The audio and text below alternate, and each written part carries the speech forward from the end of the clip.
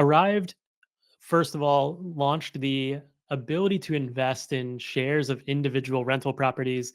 These are long-term rentals or vacation rental properties. Today, now across the country in over 65 markets and growing each week as we add new properties. And Arrive was the first company to really adopt this way for anyone to buy shares of rental properties and earn the potential income from rental income and property value growth over time. Since then, we've also introduced our single family residential fund. So if you think about our individual properties as a way for an investor to build their own portfolio and decide perhaps which properties they want to participate in or which areas of the country they want to diversify into, and really build their own portfolio in their own vision. The single family residential fund is meant to be sort of a total market rental home fund. So the returns and performance of this product sort of mirror the average returns of the individual properties on Arrived. And for investors who really want a more passive experience, don't want to pick and choose which properties they're investing in, the residential or single family residential fund is a great option. Um, then we also launched the Arrive Private Credit Fund. And this was our first opportunity for investors to invest in real estate backed debt. So, our individual properties in the single family residential fund are focused on equity investment in rental properties, and the credit fund is focused on credit investment in properties.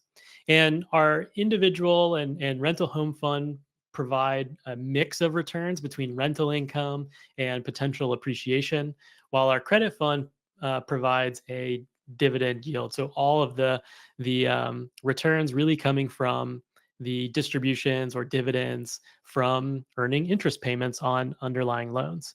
And this is a great way in this kind of higher interest rate environment to sort of be the bank and provide financing to professional real estate developers across the country to finance their real estate projects. That could be new home construction, that could be professional home renovation, or other potential financing products.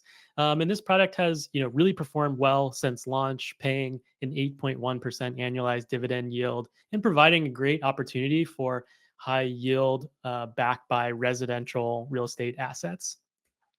And now today we're talking about city funds, and this is an evolution in our different fund products.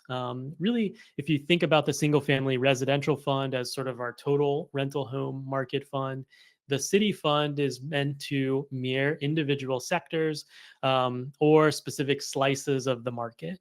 We believe that this is the best way to participate in the underlying real estate performance of a city that you believe in.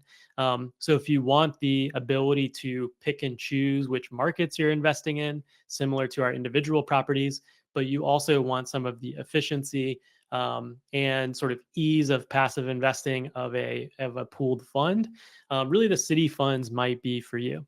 And the first fund that we're launching within the city funds is the Seattle City Fund, a market that's close to our heart, where we have a lot of team and expertise locally in the Seattle market.